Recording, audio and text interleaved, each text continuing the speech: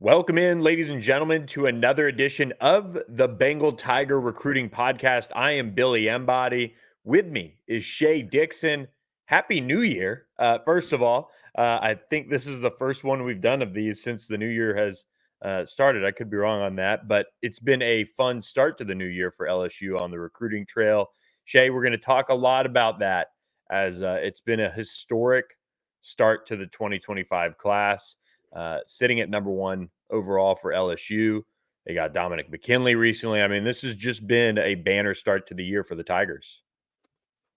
Yeah, flipping a 5-star in Dominic McKinley at 12:01 on January 1st led to a pretty busy week, which is why we have not been able to get a recruiting pod in. They went from flipping Dominic McKinley to winning a bowl game in comeback fashion to getting back to Baton Rouge. The entire defensive staff gets fired. In that time, Blake Baker is back in Baton Rouge as the D coordinator. And then you toss in some guys we'll talk about today. A 5-star in Harlem Berry commits, a 5-star in Bryce Underwood commits. And as you said, now the number one class in America for 2025. And we're still not done with 2024. Terry Bussey is still on the board as a February signee on the traditional national signing days. So it has been quite the 7 days, and I'm 8 days. I probably forgot some stuff in there. There was a portal edition that we'll talk about. There were guys that hit the portal. There were guys that declared for the NFL draft. So it's been a whirlwind of a week. Yep, but that's why we're here to keep everybody out there on the LSU side of things, the fans, all caught up. And let's lead off with the biggest news of the last week or so to start 2024. And that is the number one overall prospect in the country in 2025, making his decision. Bryce Underwood, the 5-star plus quarterback from Bellevue, Michigan, committed to LSU over his large group of finalists, included Alabama, Michigan, Florida State, Colorado, and others. He's now a Tiger, and what a commitment video if you're watching on his Instagram. But also just a historic moment for LSU, and they've got to give kudos to Joe Sloan for getting this one across the finish line and many others. But we talked about it throughout the fall. We felt like LSU was the leader coming off of plenty of visits, and it was just all about hanging on. And they just had a vice grip on this one leading up to his January 6th announcement. Yeah, and look, Joe Sloan gets, and I don't even want to say the monkey off his back. He's only been here 2 years, but he immediately got Jaden Rashada, Dante Moore, all these guys who were top quarterbacks a year ago onto campus, but they didn't sign any of them. They went local with Ricky Collins, and then in this past cycle went into Florida for Colin Hurley, but they had chased Julian Sayin, who ends up being the number one prospect. DJ Lagway as well was a guy they were in on. So it was, in year 3, cycle 3 now, is he going to hit on that really big name? And early on, before any rankings came out, Joe Sloan was on Bryce Underwood and George McIntyre. Now, when the rankings came out and where they stand today, those are the number 1 and 2 quarterbacks in America. And a lot of fans said, well, what happens? Where are the backup plans? They had backup plans. There were guys he was recruiting, but those were the 2 that got offers. And now we see the first of the 2 dominoes that drops between McIntyre and Underwood is Underwood, the number 1 overall prospect. And he ends up at LSU. And Billy, we could dive for 2 hours, 3 hours into talking about this. I think the reality is LSU and Michigan, the in-state schools, were kind of running neck and neck. And it's wild to say it because Michigan just went undefeated and won a national championship. But I think what Bryce saw out of LSU, wanting to play in the SEC, a number 1 offense, and Jaden winning a Heisman, all those things stacked up to where it was really favorable for LSU. Then toss in, he's going to see Malik Neighbors and Brian Thomas, 2 likely first-round picks. Malik leads the country in touchdown catches. Brian Thomas leads the country. Other way around. Brian Thomas in touchdown catches, Malik in yards. And then you look at, you've given him Bryce Underwood, a 5-star running back. Number 1 running back is already in the class. The number 1 receiver, and DeCorian Moore, is already in the class. I just think that LSU stacked up enough reasons, Billy, for him to say, okay, this is a fit for me. And I think he feels pretty good about this being the decision he wants to make. Yeah, I do too. I think for LSU, they pressed all the right buttons here, and we have talked so much about him. I remember you writing up your final tidbits, and you say I've written hundreds of tidbits by now on Bryce Underwood, and hopefully for LSU fans, many more to come on him, both, when it comes to him recruiting guys for LSU, but also when he gets to play in Tiger Stadium. But look at all the things that LSU did to make him a priority from the get-go. Whether it was originally just stacking their board in general, whether it was doing this, if you're watching on YouTube, playing in Tiger Stadium for the camp.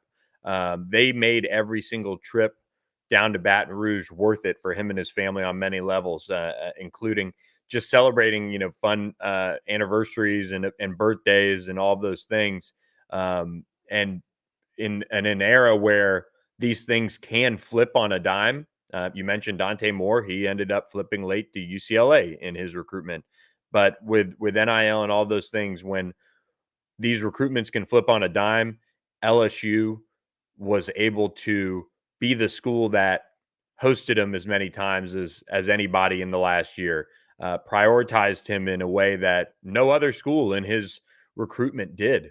You go down the entire list of his finalists, and outside, I think, of Alabama, maybe Florida State. Do they not have a 2025 commit? Maybe they do, but everybody else had taken one or offered others, started recruiting others harder. Michigan took Carter Smith. LSU stuck with their plan. They stuck to their guns. And I think this recruitment says a lot, and this class, and we'll talk about the other guys in it and kind of what's next. This class had star power already. DeCorian Moore was the first 5-star to commit. They got Harlem Berry. We'll talk about him, who committed at the Under Armour game this past week. But to almost really legitimize LSU as a recruiting power under Brian Kelly, they needed Bryce Underwood to commit. And ultimately they needed him to sign, but they needed him to commit, get that ball rolling, and they got him on board. And I think with how Bryce has been brought up, other schools are still going to keep recruiting him. That's not going to change things. But I do feel like he is a guy that it's easy to sit here and say, with the commitment being fresh, I think he's going to want to surround himself with the top talent that he can rather than put in all that work only to go somewhere else. That's just me. No, and that's a discussion for another day. Let's celebrate them getting him, them reeling him in. I didn't want to read because people have asked, okay, he's the number 1 overall player. What does that really mean? I did an article for the Bengal Tiger this week that over the past 20 years, who were the highest rated signees? He would fit in at number 3 right now behind Russell Shepard and Leonard Fournette. And people will remember how big those recruitments were for LSU. He has a chance, because his rating isn't finalized, to probably move to number 1 on the list, which would put him up there with the Trevor Lawrence and quarterbacks like that, their end ratings. So we're talking about, Billy, a guy who in theory and the reality of how the next year could play out with the rankings shuffle could end up being one of the highest rated quarterbacks across the past decade, which is absolutely huge news. And look, when you put him up there with guys like Bryce Young or guys like Quinn Ewers or, some of these guys who are really highly touted coming out of high school. I'm trying to give examples of guys who aren't currently in college, but you've now had a chance to see it all span out. Like Jaden Daniels was the number 3 quarterback in this class. We saw how that panned out. Bryce Young carried a similar rating in the 99s back in the 2020 class. So we're talking about a guy, Billy, who is expected to come in, make an immediate impact, go on and become a first-round draft pick. And Charles Power, our national director of rankings and scouting, he did a podcast with you right after the commitment. We've got multiple stories up where he weighs in on Bryce Underwood, but he said that of any quarterback in high school, 2024, 25, 26, and Underwood's a 25 guy, says he's got the best pure arm talent of anyone in the class, more high-level throws than anybody in the class, won state titles already twice, made it to a third, and pointed out that they have not used him a lot running the football, but because they haven't had to. Michigan's running back commitment is on his team. So that sort of his running abilities have taken a back seat to a kid who's playing at a high level at running back. Next year as a senior, I think we see Bryce run for a bit more. I've been told by college coaches when he gets to college, he'll be a guy who runs for 700 yards a season. And you'll take that coming off of a Jaden Daniels where he was a true dual threat, could get you 1,000 yards, but it's probably a blend in between where Burrow was and where Daniels was. So you're getting a guy who is pocket mobile, who can run around and certainly can hurt you with his feet. But above all else, his arm is unrivaled. We've seen him in person, Billy. You should flash, if you're watching on YouTube, some camp footage that we took when he was down here at LSU. The ball flies out of his hands. He's accurate. He's got a great completion percentage. He throws for a lot of yards. He does not turn the ball over much. He is 100% complete package. And I think you would say above Ryan Perlew, above Russell Shepard, who's a dual threat quarterback, this is the biggest quarterback commitment they've got in the modern era of recruiting. No, 100%. And he's a guy that you just build a class around. Even though DeCorian Moore and Harlem Berry are already pieces that are involved in Teron Francis and JD LaFleur and Brett Bordelon on offense, this is a guy that other players will want to play with. And Yeah. that's something that LSU now has in its corner. They're going to be in some tight recruiting battles for some of their targets, especially you look at the receiver position. I mean, that's the group that LSU has hosted a bunch at receiver is one really talented, highly rated, and there are a lot of schools in the mix for all those guys. Having a Bryce Underwood only legitimizes you even further with that group that you're recruiting. It's going to be like, hey, come play with the number one player in the country, number one quarterback in the country. Let's do it. Let's build this offense, around all of us in this 2025 class. It's not just oh, this guy's already on campus. He'll be here a couple years while I'm there, kind of situation. You have him to help you recruit the entire, spring and summer and into the fall. And that could also pay off in a big way for LSU. Yeah, I'll wrap up we'll talk plenty about Underwood so much, but the commitment's in. And I like how you point out that he will attract others. And I think everyone's really caught by the headlines of 3 5-stars, number one class, Harlem Berry, who we'll talk about here in a second, and then DeCorian Moore out of Duncanville is the number one wide receiver in the country, a 5-star. He's committed to LSU. But even the other guys you mentioned, JD LaFleur, the tight end, Brett Bordelon, interior offensive lineman, Teron Francis, a wide receiver, all those guys rank, Keelan Moses, linebacker, all those guys rank as the number one player in Louisiana at their position. So even those guys are considered leaders because kids around the state look at them as hey, look, that's the best guy in the state at the position. If he's in, I feel a little bit better about following suit. Now, not everyone's going to approach it that way, but I can tell you, Keelan, Borderlaw, all these guys, they are in the ears of the Louisiana guys. Then you've got guys like DeCorian in Texas. You've got a guy who can nationally speak to kids like Underwood. So you couldn't really have drawn up a better start for how this class looks. No, you couldn't have. And I tell you what, Jay, a lot of our friends on the Bengal Tiger, the subscribers, both for our website, thebengaltiger.com, join for just $1, and the YouTube channel, we're celebrating this one with some Rogue Shop. Use promo code Bengal Tiger for 10% off your order at rogueshop.com. The Bengal Tiger's home for legal CBD, THC, and more.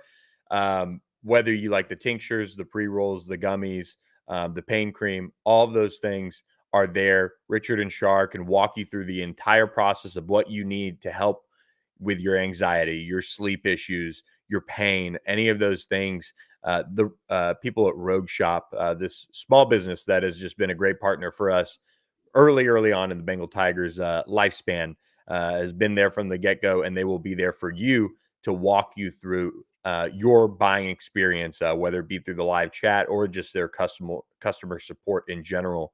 RogueShop.com is there for all of our Bengal Tiger subscribers. Yes, thank God they are, because boy, some of half the board needs a reprieve every now and then. But especially during coaching search season, recruiting is wrapping up, but the portal's still going. So new year, same Shea, still on the gummies for my nighttime kick. And I've told y'all, toss out the melatonin, it doesn't work. Toss out the Unisoms, you don't need that. The gummies for me, the sleep gummies, perfect. And like Billy said, go to rogueshop.com.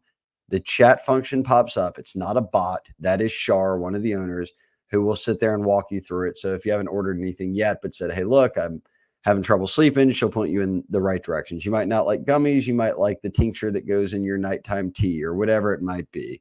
But they've got you fully covered. We've been rocking with them for, 2 years now, Billy. So keep it moving.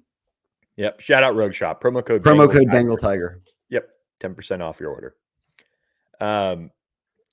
Top 10 player for On3, 10% off. Promo code Bengal Tiger for Rogue Shop. And then top 10 player in the country for On3, Harlem Berry, the number 1 player in the country at running back, committed to LSU at the Under Armour All-America game. If you were watching on ESPN, our boy Hayes Fawcett, On3's silent but deadly assassin when it comes to breaking recruiting news. Also got some FaceTime with Harlem as he did his edit. This one, though, was not much of a secret for Hayes to keep, as Harlem Berry has long been considered an LSU lean, but they beat out programs like Florida, Texas, and others for the number 1 running back in the country. And I was down at the All-America Bowl when this commitment happened and talked with Charles Power that week while we were down there in San Antonio about Harlem Berry. And he's had the comparison as Jamal Charles for a long time. Cody Belair, our national scout, said he's got a hint of Reggie Bush to his game, but no matter how you slice it, 10 years after landing Leonard Fournette, Frank Wilson dug into his bag of tricks and pulled out one hell of a surprise for LSU fans. Yeah, and look, from talking to sources close to this recruitment, it might seem easy on, from our view of, hey, look, he was always trending there. He's from New Orleans. Frank was on him. But from talking to people around the New Orleans area, talking to people around LSU, and I wrote it down because I wanted to share it on the podcast. Long and tedious was how this one was described. And as opposed to a short, quick, hey, because I think people think the NIL era, boom, get it done, he's in. That's not how this works, not when you want to sustain something. And Frank Wilson and the staff have built relationships with Harlem and his family and everyone around him for 2 years now. So when it came time for him to announce, it wasn't about NIL. It wasn't about all these things. It was about, hey, we've discussed everything that needs to be discussed. You know how you fit in here. You know what we've done at the running back position when Frank's been here. And from there, I think Harlem felt very good about it. And again, that gives you this kind of, it's easy to say 5-star number 1 running back. We forget that a portion or a piece of that is also that he's the number 1 player in Louisiana, Billy. And everyone's talking about lock up the state. They've had a little trouble keeping the number 1 player in Louisiana home from that transition from O to Kelly. There was 2 years where guys, the number 1 overall players, slipped out of the state. But not the case this year for the 2025 cycle or 2024, but in the 2025 cycle, getting the number 1 player in the state on board early is a storyline that I almost put up there as high as him being a 5-star. Yeah, and rightfully so. And look, I mean, Frank Wilson in Louisiana is tough to beat, especially on a New Orleans kid. And but Tashard Choice over at Texas, I mean, they gave it a good run, and he's been on a heater himself, recruiting nationally. But Frank Wilson was able to shut the door very early on this. Long and tedious, yes, but they were able to go about this how you want to. I mean, I would have almost been a little concerned not concerned, but if you would have offered him after that camp, after heading into his sophomore year, and he commits on the spot, and then it's kind of a rash decision, but he's committed to LSU at least. This time they were able to get him throughout the last year and a half to visit campus, come to games, come on junior days, come camp, do all the different things, and just hang out and be around the program. So like you said, he's wrapped up his junior year. We know that he wanted to kind of do this originally during the early signing period, but then ESPN gave him the platform to get some buzz. And so he moved it back a couple weeks. There was never any real worry there when he did that. And that just shows, how solid this commitment was and is, and all of those things for Frank Wilson and LSU. So they get an absolute game breaker, and a guy who has developed physically over the last year. He's grown up is what he's done. There's a good picture of him, I think, on track and field, when he was running down the lane or something, or just walking, that just showed how different he looked physically from when we saw him at LSU camp earning the offer heading into his sophomore season. And now going into his junior year, just physically night and day. And that's helped him. That'll help him at the next level, at the collegiate level. as well, and he'll only get stronger and faster and all those things too. But he's just the best player on the field every Friday night for St. Martin's, which, despite the competition, that's what you want to see. Yeah, and beyond, you mentioned Charles and the comp to a guy. Well, he's made multiple comps. The one on his profile is Jamal Charles, who's an incredible running back and so much fun to watch. And then to add sort of a Louisiana flavor to it, whether it be the Saints or high school, but to put it in perspective for people in this area, he's a Reggie Bush in the late Joe McKnight type. I'll take any of those three guys at running back. So we are talking about a kid who, as the number one running back, is considered a complete game changer. We both still feel good about LSU getting James Simon, who's a top 10 running back in the country, but also a Louisiana guy. That's your like little thunder and lightning, however you want to say it or sort of market it. But that 1-2 punch is exactly what Frank Wilson is after. Yeah, and now he can just go after James Simon. We'll talk about that a little bit, but LSU continues to recruit the running back position very well under Frank Wilson, and just being able to, prioritize and get the guys they want. He really didn't recruit many other running backs in 2024. It was the Caden Durham show, and then they go after Harlem Berry, And he got him. And he got him. But Caden Durham was considered an Oklahoma lock at one point. Yeah, he's got the area code tattooed on him, so maybe he'll add a matching one on the other side for Baton Rouge. But that'll be a guy that can physically come in and contribute right away in a relatively thin running back room. But now you have Harlem Berry, who's going to be up next, and then James Simon is a guy that they lead for on the on-3 RPM as well. And we'll be watching to see what's next. I was trading texts with him today. Doesn't have any junior day visits locked in as of now, but he's getting those planned out. They played, late into the season, won a state championship and did all of that. So they're taking a little bit of time and they'll figure out their next move. But it's all good with Frank Wilson on the running back recruiting, keeping it simple so he can help out in other areas of needs in Louisiana. He targets a guy or two and gets him. That's the way to do it. Yeah, Caleb Jackson and Trey Holly when he got here, and we've obviously seen glimpses of them, a lot of Caleb Jackson, then into Caden Durham, who's an elite track guy as well, who has a chance to run track at LSU.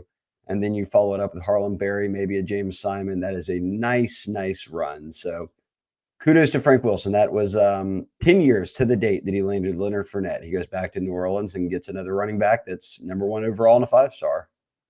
Yeah, speaking of track, right near the track at LSU is the PMAC. And that is where Kim Mulkey's Tigers are going to be playing Thursday night against Texas A&M. And that is why you guys need to check in with our friends at Game Time. You can go to gametime.co, but I'd recommend downloading the Game Time app today. It's the easiest ticketing company to work with.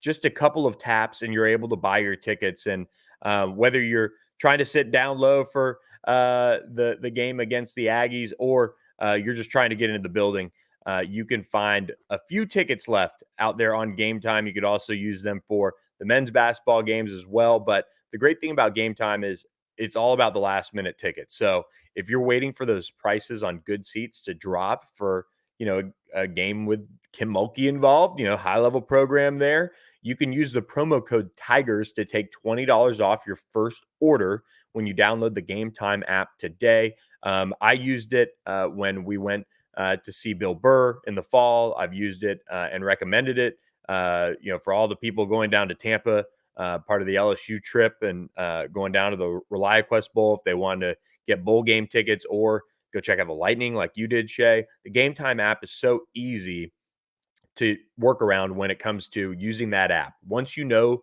where you want your tickets to be, you click them, and then it takes just a couple taps to have those bought. And I love the Game Time guarantee. If you go somewhere else and find them in the same section or row for less, Game Time will credit you 110% of the difference. So download Game Time today, use it for those last minute tickets, and it's just so easy. That's why it's the official ticketing partner of On3 and the Bengal Tiger. So use promo code Tigers for $20 off your first order. Terms do apply, but download Game Time today. Shea, we are not done on the 2025 class. We are flipping the page now. Kind of a who's next? What does this all mean? Well, first of all, They're the number one recruiting class in the country right now, with the addition of Harlem Berry and Bryce Underwood. One of the big names also up there for them is DeCorian Moore, the 5-star plus wide receiver. He told me today he's planning to get his return to Baton Rouge trip figured out here relatively soon. But that just means LSU is now turning its attention to more top targets out there. And Louisiana will once again be a heavy focus. And that's where I'm starting. Obviously, there'll be guys into Texas and into Mississippi, Georgia, Florida, and some national spots they'll recruit. But knowing that Louisiana's got a deep 2025 and 26 cycle, I think that's where you have to begin. And for me, the buzz right now, there's buzz around Jabori Antoine, who is the number 3 corner in the country on 3, but is the number 2 player in Louisiana coming out of Westgate.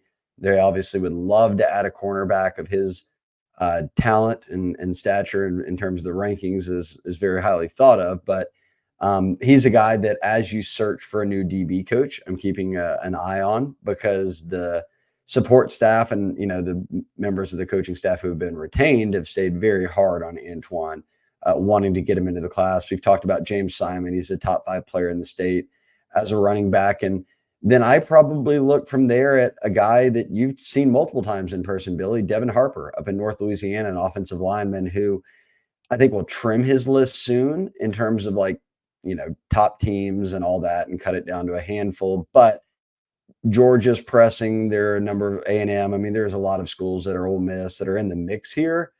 I think with what LSU is doing already, and if they can add a James Simon, I think they can start to get a grip on North Louisiana and back-to-back classes. I think Devin Harper is one I'm starting to watch. Yeah, I am as well. And I was trading some texts. Really, today was about getting caught up on. All right, junior days are going to be coming up, and junior days have kind of changed. There, some schools make a big deal out of a day or whatever, and others are just open door policy. Let's get you on campus. That's what matters. And LSU is going to be one of those schools that will be getting their top targets on campus here in January. They'll also be working it in March. I I would love to know, and this is kind of an aside. I think the emphasis just has seemed to be more about getting guys on campus for practices under Brian Kelly. That's something that has stuck out to me. Like, I mean, they just seem to emphasize wanting guys around while they're putting in work, because for most of these guys, they've seen the staff on game day, or they've seen the staff on random visits in the summer, and some have done some of those other visits. But I think next up, and you see this in particular with Brad Davis, he wants his guys to understand what they're getting themselves into when they commit to him. So I don't sweat the January junior days as much, but LSU will be having some of their top targets hit campus, and it wouldn't be surprising to see a lot of these guys in Louisiana make trips to Baton Rouge. No, and you can also, with the new NCAA rulings in the spring, you can see juniors, when you're off campus recruiting, there's no more bump rule or any of that. So the junior days aren't as important as it used to be, when it was like, oh, you couldn't really talk to them until like August or September of their senior year unless they were on your campus.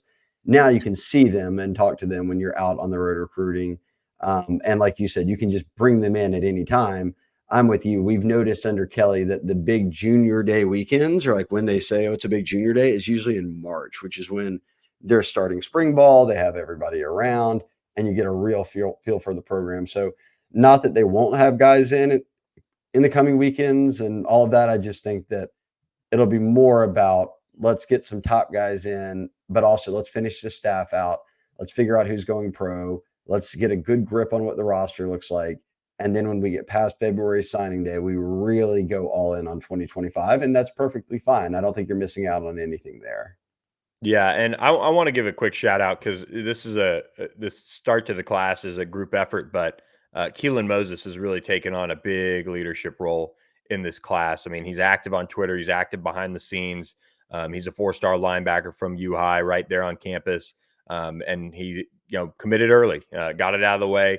You were there for it when he did it there towards the end of the fall, but he's just really stepped up, and I think part of LSU's success since Brian Kelly's got here and this staff has got here, every year they've gotten better at getting these Louisiana kids to commit earlier and earlier. And this class, who knows where it'll end up kind of by, like, let's say May, but they have a chance to get a lot of guys that are top targets and nationally recruited and all those things maybe locked down before the summer happens. There'll be some that take it in the summer, but I think guys like Keelan Moses and the group they're putting together overall have done a really nice job to kind of like help push that message. Let's get on board early and let's start recruiting for this cycle. Nope, 100%. I like where they're at. I love Keelan. I think he said from the start he'd be a cornerstone piece. He's proving to be just that. This is what you want. It reminds me back in 2011 with the fam where Jarvis and Odell, all these guys were in the same class. And if you get them to be really close and they build a really close relationship, it cuts down on the chance that you have guys flipping late because they feel like they're already bought in, they're already part of the team. That's the goal that they're looking for here. So I think Keelan Moses is going to do a great job sort of spearheading that. Yep. So it's all exciting right now for LSU. I go back and forth on who would be next. My next bet is Devin Harper, probably. As of right now, I don't know when that would happen, but that's my next commit bet. You know, that's always the first question when a guy commits is who's next.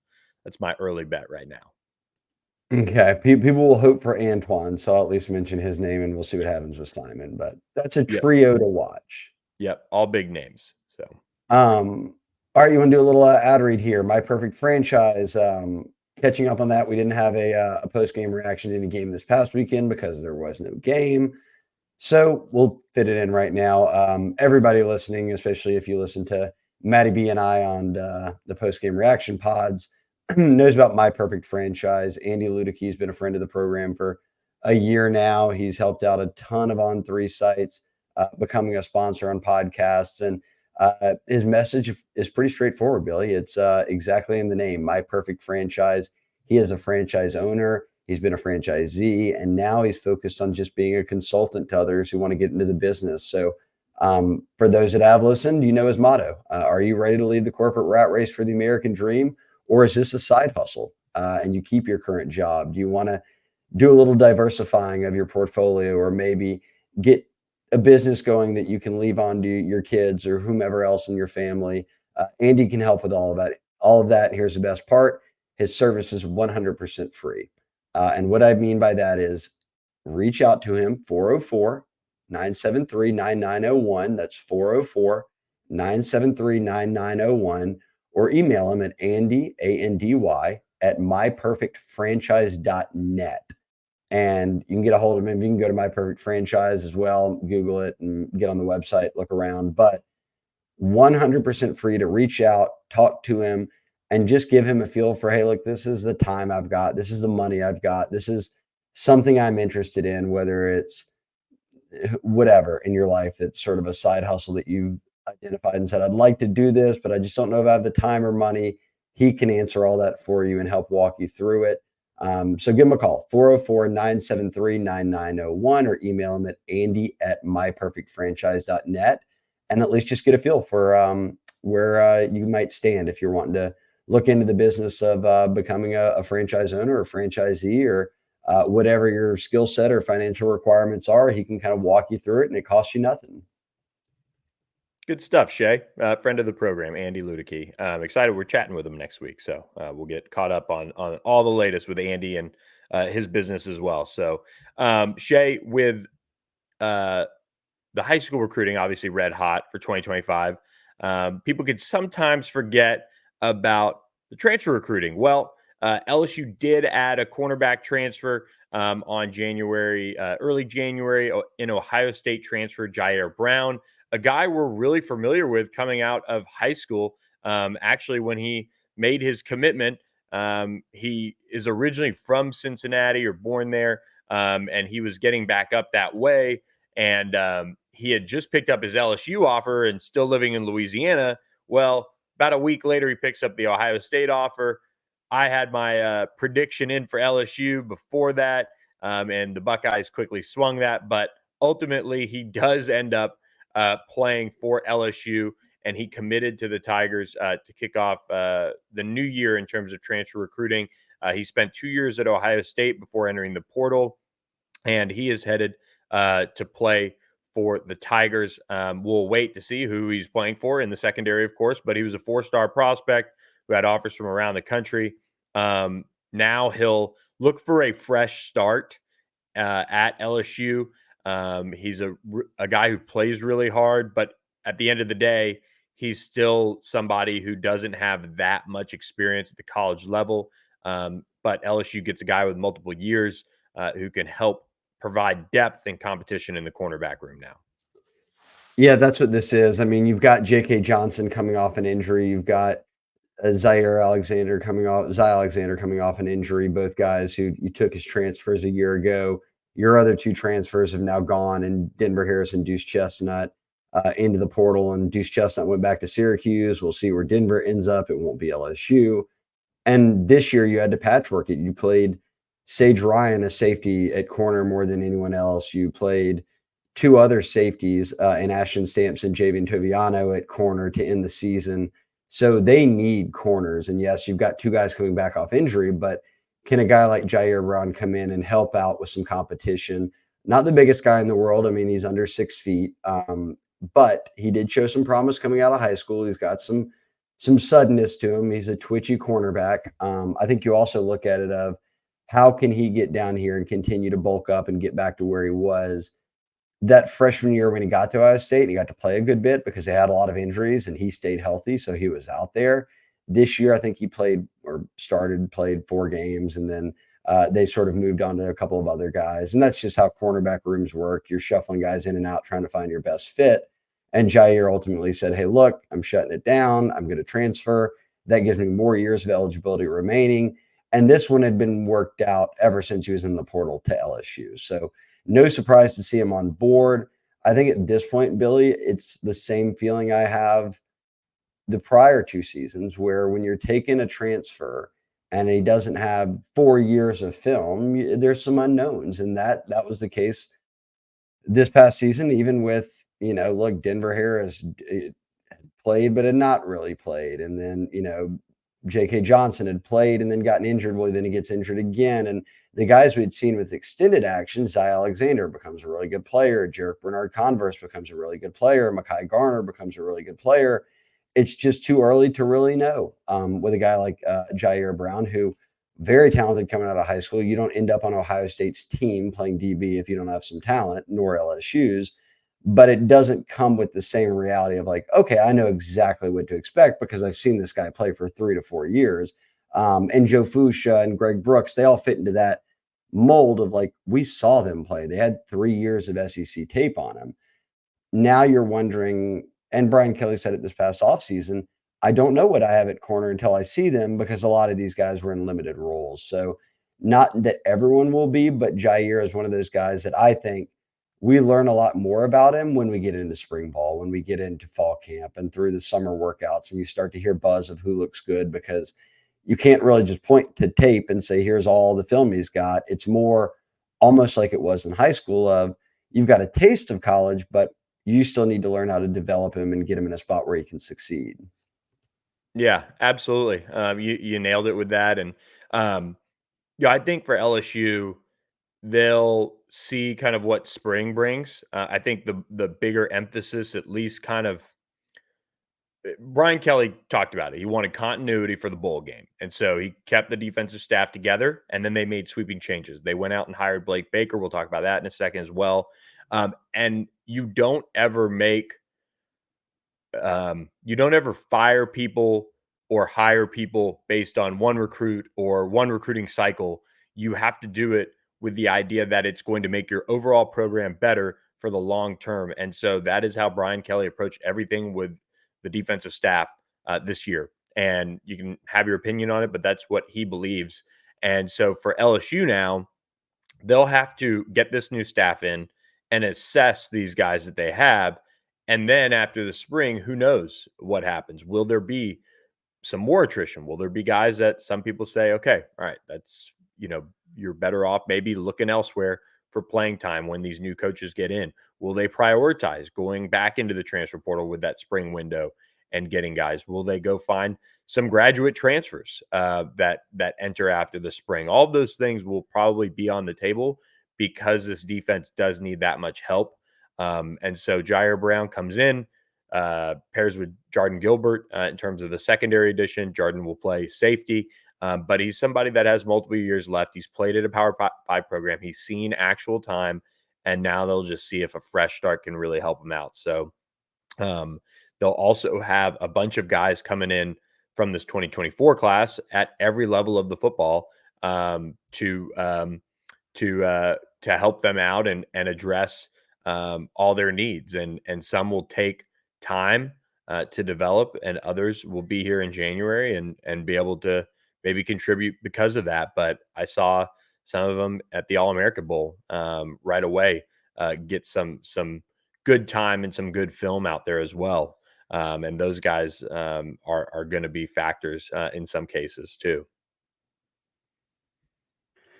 Wild time of year. Wild time of year. I was just glancing over. People are posting, still begging on the board for coaching updates. We'll give a little thoughts here at the end. But boy, this is a lot to balance. I will say, Billy, you did go down to San Antonio. What did you see? Because people forget high school All-American games are still a thing, and LSU had a bunch of them in the All-American Bowl.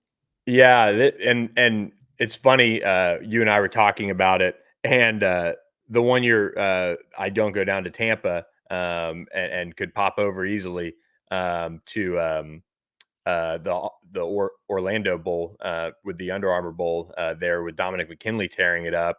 LSU also plays in Tampa, but that did mean that it made it easy for me to get down to San Antonio, where LSU ended up having 5 guys play in the All-American Bowl week of practices. Juwan Johnson did get dinged up in practice, so he didn't end up playing in the game. Tradez Green ended up not being able to make it for the All-American Bowl. So that left 4 guys that ended up playing in the game. Linebacker signee Devon Keys, linebacker edge signee Kalaj Cobbins, wide receiver signee Kylan Billiot, and center guard signee Cohen Eccles. And for me, I think the big takeaway was what we were hoping and what we've seen out of Kylan Billiot for a while came through. And Charles and I talked about it. If you guys haven't checked out that podcast with Charles Power, it's maybe a couple episodes or one episode before this one on your feed. But we talked about how Kylan Billiot impressed us heading into his junior season, even when he camped privately for LSU wide receiver coach Cortez Hankton, didn't get the offer then, came back next summer after his junior year, which was a solid year, and earned the offer. Impressed at 7-on-7 camp, committed to LSU. And then his senior year, we were hoping, okay, he'll be able to tear it up and he'll be an easy call 4-star. Well, quarterback issues, some weather, all of those things. Kylan wasn't able to really showcase what he can do. Well, he came to San Antonio and just blew it out of the water. I thought he was awesome. Physically looked the part. I thought his technique was solid. And that just means LSU's getting a guy who, and remember, Jamar Chase and Terrace Marshall took time to develop, but a guy who early in his LSU career should be able to see time and should be able to contribute with his type of athleticism. And I thought his competitiveness was probably the best thing that I saw. He just really wanted it. He wanted to go out there and impress. So we'll have a bunch of interviews with those guys on the podcast here coming up. But Kylan Billiot was great. Devon Keys made some splash plays. He trucked Jeremiah Smith on a kick return. He made some nice tackles. He had an interception off of his former high school teammate Hoss Haney in practice. Kalaj Cobbins had some good twitch to him. I'm intrigued to see where he ends up playing in LSU's defense. And then Cohen Eccles is kind of a squatty center guard prospect who has the run game down. He just needs to develop as a pass blocker out of Katy, Texas, which is kind of a ground and pound type of attack. So good few practices in San Antonio. And as always, LSU was able to, make its presence known on the All-American Bowl as well. Yeah, I thought that Kylan, before y'all went down there, I was telling Charles Power, who was with us at camp, we did a sleepover over at the crib. Me, Billy, Charles, Cody, everyone is through during summer camp. But Billiot is a guy who played basketball a bunch, a lot like a Kyron Lacey, a lot like a Trey Harris who went to Ole Miss, Keon Coleman obviously went from Opelousas Catholic to Michigan State to Florida State. These guys played basketball all high school and then became receivers kind of later in high school. And that comes with a lot of your route running isn't where most kids are. You do a lot of body catches, all that. And right when y'all got to San Antonio that morning, when Kylan was having a really big morning, Charles texted me right away and he was like, Kylan hasn't let a ball hit his body. Like everything is now hand catching. And as the days went on, it was, look, his route running's gotten better. And I think you can just see how quickly he's picking it up to transitioning from basketball to football. So there are these guys in Louisiana every year. You just have to go find him. And he did not have the big time offers. He did not blow up. He didn't have any of that until LSU offered him. And back-to-back summer camps, they got an eye on him. Then they offered him. And I think as time goes on, we'll look back on it and be like, damn, how did so many teams not offer him out of high school? And it was, hey, when you're playing down in Homa and you're a basketball guy and LSU becomes that first school to go on you and you commit, then nobody else really offers because they know they don't have a shot at you. It was almost like how Patrick Queen played out. So I think that he's going to be a big time player down the line. Yeah, completely agree. And Kylan told me that he only did camps at LSU and Mississippi State throughout his career, so he never did Under Armour or anything like that. So even more reason to just see the upside in him. So speaking of upside, Shea, the upside of hiring a guy like Blake Baker as defensive coordinator, I think is, and anytime you turn the page to a new era, a position coach, a coordinator, a head coach, the optimism is going to be there for the most part. But with Blake Baker, in terms of fit, I just love it. I mean, you could look back at the hiring process and you could say, man, it would have been nice to take a run at Jesse Minter from Michigan, but I mean, really, would that have happened? Or just any, massive name. But in terms of fit, I just love this pickup for LSU so much. I think it's going to pan out in a positive way, both in recruiting and on the field. You see it with, guys like Xavier Adkins and others who chimed in on Blake Baker being hired. I mean, I think this is a really good move for LSU.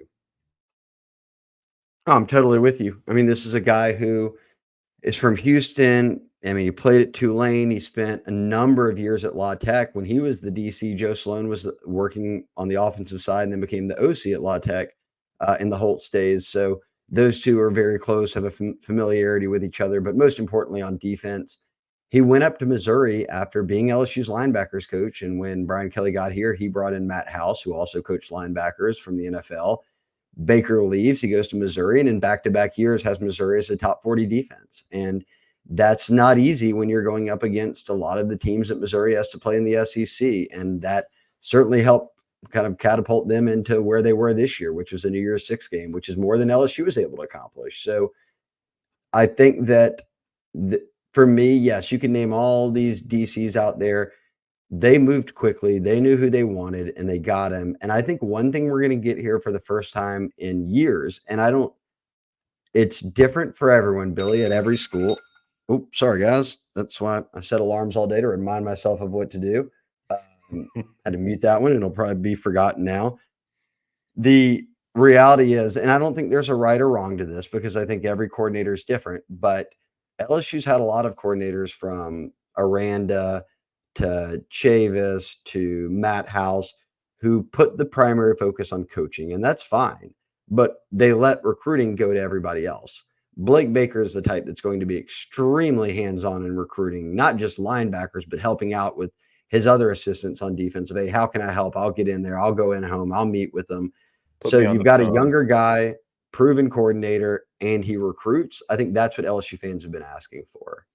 Yep. I can't sum it up any better than that. I mean, I like him a lot, just in terms of what he's brought on the field for Missouri. It's a tough job to win at, and they're finding something down up there with Drink and that staff. I mean, they gave it a good run to keep him, but ultimately, I mean, Wife played soccer at LSU, and he loved his time at LSU and being down in Louisiana, and so she was all SEC. Put some respect on her name. the cleats are coming back with Blake Baker on the practice field. I saw that Twitter bump of yours there. So I think this is kind of that jolt of energy that LSU needs, both for its players and just kind of people to get back in the corner of this defense. There are a lot of guys on that group that it's just kind of been, up and down all over the place. But they now, I think, have a guy that they can really play hard for and play together for. And I think that's important. It's not half the battle. It's not most of the battle, but it's a piece of it. And I think he'll get the best out of this group, no matter Oh who it yeah. is that they've got. And he's liked, but he's made an impact on players. And you just look at 1 year at LSU when he was the linebackers coach, and Matty B did a great piece on this, and then also kind of paralleled it to what he did with the linebacker at Missouri, but took Damone Clark from a guy who was like leading the team in tackles, but everybody felt like something's missing here, something's missing, and he turned him into an NFL player who ultimately got injured and didn't get drafted till much later than he would have, but now plays for the Dallas Cowboys, who are one of the best teams in the NFL. And I thought what really stood out to me and makes me, if I'm an LSU fan, I feel better about it, when Andre Anthony, who's a D lineman, when Jay Ward, who's a corner, all of these guys who were on that team with Blake Baker, but were not linebackers, they weren't coached by him, were going onto social media and saying, this is the hire, great hire.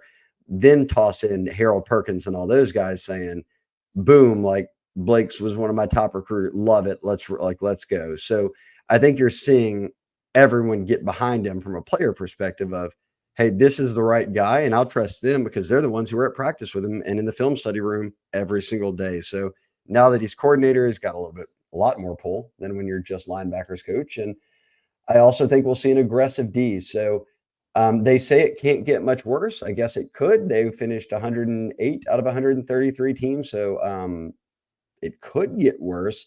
My guess is this goes back to a middle of the pack defense right away. And then as they step, kind of stock up talent, you're moving back into a top 40, a top 30 defense, which is what LSU's used to having. Yeah, You don't and need a top 5 defense. You just don't. If you yeah, can finish somewhere in the top 30 or 40, you're one of the best defenses out there. yeah. And you brought up Damone Clark, and you took the words right out of my mouth. I went and watched Damone and Devon Keys, but Damone Clark as well, work out before this season with the Cowboys, and we look back on his time at LSU, and he said, my junior year was kind of iffy. My senior year ended up being good, but that's why I went back to school, graduated, learned under Coach Baker, and took it on to the NFL. I just needed the reps. So, and candidly, he told me off the record just how much more he learned under Blake Baker than previous situation at LSU, and he was just over the moon about Blake Baker and how much he helped him at LSU. I'll be calling him up once they're done with their playoff run in Dallas to get some more intel on Blake Baker and kind of why he's so high on him, and we'll be able to share that with you guys. Maybe he'll come on the pod, but yeah, Damone has a lot to be thankful for in terms of where he is because of Blake Baker. So LSU could use that with its current linebacker group that has talent coming in and a lot of guys that he recruited as well. So good things ahead for LSU's defense. Yeah, and we'll keep an eye on kind of what else. I dropped another kind of hot board type buzz and rumors thing on the board today, but it looks like they're closing in on a D-line coach. We're still hearing about a couple familiar names popping up as DB coaches. One thing I can tell you is that nothing has been made permanent yet on the offensive side. With it's Sloan or Hankton, they were co-OCs. What do you do there?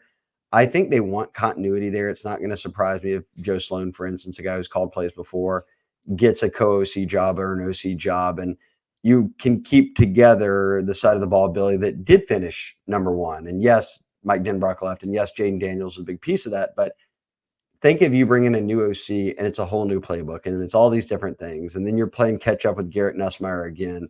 I could understand him, Brian Kelly, wanting continuity on one side of the ball if on the other side you're having to start completely from scratch and you're going into year 3. So nothing new there. I do also, or I guess I'll add where I started my thought there, is that I think they get the defensive hires in place, then address the offense. And that makes sense because you're hiring a whole new defensive staff. On offense, it's really just figuring out if you're moving puzzle pieces around and making a hire, or if you do go out and find an OC. I would lean towards an internal promotion there, but we're in wait and see mode. This is obviously something that ultimately falls in the hands of Brian Kelly and whatever decision he wants to make. Yep. So all the more reason to use promo code LSU1 to get 2 months for just $1 of the Bengal Tiger. That's our YouTube special for you guys. Subscribe to thebengaltiger.com. All the latest intel on the coaching searches that LSU has going on and what's next for the Tigers. We'll have you covered with another recruiting pod next week. Mailbag pod coming this week with Maddie B and Shea. So look for that. Lots of good things as the New Year's hit. 2024 is here, and the news keeps rolling on the Bengal Tigers. So hope you guys enjoyed this edition of the Bengal Tiger Recruiting Podcast. For Shea Dixon, I'm Billy Embody. Catch you next time.